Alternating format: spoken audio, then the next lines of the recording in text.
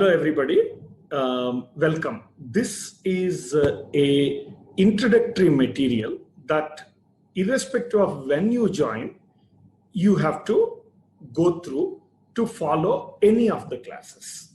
I will try to give a very high-level overview of what is a neural network.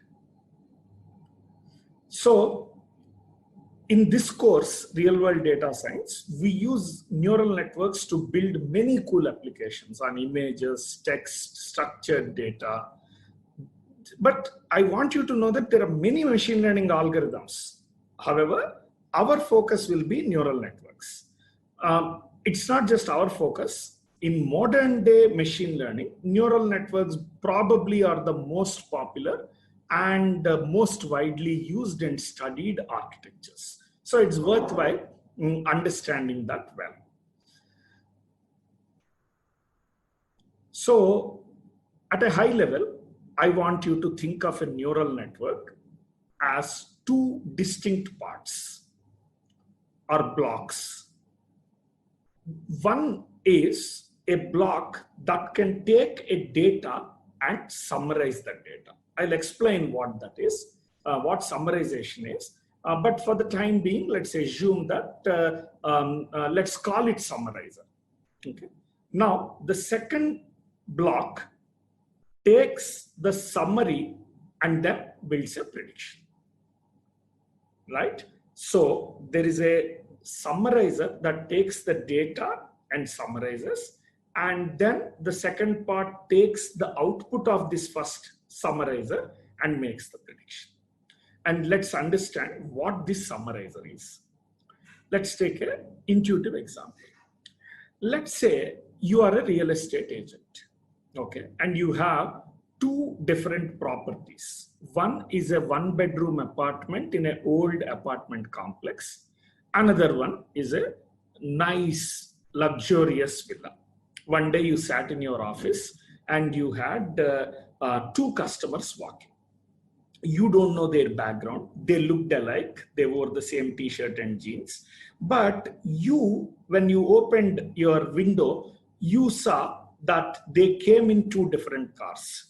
One guy came in this red second-hand car. You know who it is. And the other guy came in this sports car. Right? Now, the question is, who will you show which house? You have these two houses. Two guys came in. Who will you show in which house? Obviously, you know what to do. You know who to show what. But the point that I want to identify here is I didn't give any data to you. You just looked at these two images and in your mind formed some summaries about those two. Of course, some part of the summary is just factual. There's a red car. This is a gray car, this is a tire of a certain, leather, and this is more of steel and things, two doors in both, things like that. But you also have a conceptual, contextual understanding. You know, this is probably a cheap car, second hand, this is a luxury sports car. What your brain did at this time is, it looked at the image and formed a summary of that image. You don't remember the pixel values of each of these in the photo, or you don't remember the text description. What you remember is the gist. Okay? You don't even know how you remember it, but you remember just the gist. For a long time, machine learning community didn't understand how to create the gist from a data, whether it's a text, whether it's an image, audio, video, it didn't understand. But luckily, modern day machine learning has found very good ways to summarize the data. And they're really good. For example, when you ask for a summary of Earth, the neural network, it immediately summarizes. In fact, what it summarizes, if you look at it, you can see what it summarizes. It's a bunch of numbers. In your mind for a car, you had a bunch of concepts. Neural network summarizes it as a bunch of numbers, which is not understandable to you, but that's okay. But it turns out that they are not, while they are not great for understanding, they are fantastic at consistency. What that means, all red cars will have some parts of the numbers very similar. All luxury cars will have some other parts of the summaries very similar. So like a human brain summary, machines also form summaries of features, but they express them in numbers because machines only can understand numbers, but very, very consistently. So consistently that, as I said, data with similar features will have some parts of the summary exactly the same as the other parts, as similar parts in other summaries, right? So a neural network is a great tool to create a summary from any data. That's the first step.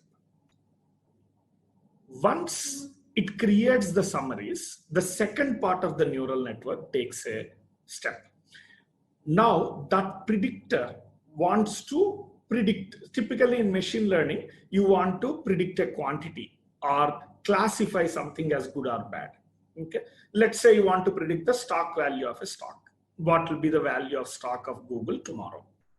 Now you take all the relevant data, okay, to predict. It could be yesterday's stock, 10 days back stock value, what day it is, what time it is, how many people bought. You know, the experts will tell you what data to take. You take all the data and you give it to your summarizer. It looks at all of that and churns out a understanding expressed as numbers. Now that I have shown here. Now to that I connect the final target that I want to predict. Okay, that green thing is the stock value. In neural networks terminology, this is called the target node. At this point, if I collect the output, it will be the value, whatever that stock value is. So what predictor does is, it establishes a connection between every one of the summary numbers that is obtained to this node. And let's call those connections W1, W2, W3. I showed here only W1. But if there are 100 numbers here, the predictor makes 100 connections, W1 to W100. And now the predictor sees and studies a lot of past data where it gives the data, gets the summary, and it knows the right answer. In the past data, it not only knows the features, it also knows the right answer. So it looks at the past data, summaries, and the final stock value and learns an equation like this, and essentially learns the right values of W1, W2, W3, and C. To be consistent, we can call it W4. Okay.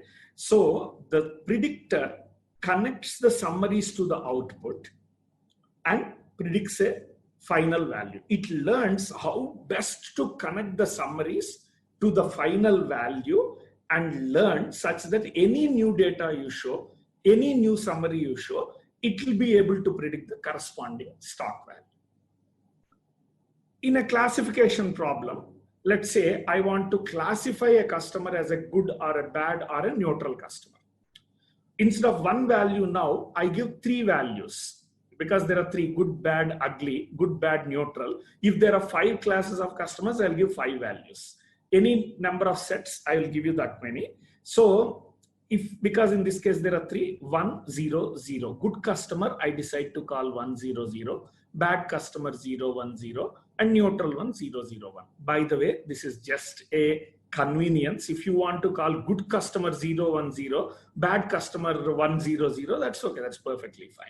Okay, so for each of the classes, good, bad, neutral, you actually come up with one numbered representation arbitrarily. Now the predictor will attach not only to one node, but to all 3 nodes. So 3 times as many connections it will make. But again, the process is exactly the same. It studies a lot of data, a lot of corresponding summaries, and figures out the right value of W1, W2, W3, in this case, K1, K2, K3, L1, L2, L3, all connections. What should be the right value so that whenever I give a particular data, I will get the corresponding right answer. So the W's are learned such that the corresponding right answers are predicted. Once you show enough data, the learning is so generalized that you can now start showing new data and you'll be able to predict correctly. This is all you need to know to follow the classes as far as neural networks is concerned. Okay, and this is a very simple, accessible understanding, but a very powerful understanding. From now onwards, whenever someone tells you there is a neural network, think of it as two parts. There is a black box that takes the data, creates a summary. There is a predictor that takes the summary and connects to the output and learns the right value. That's it. Okay, thank you.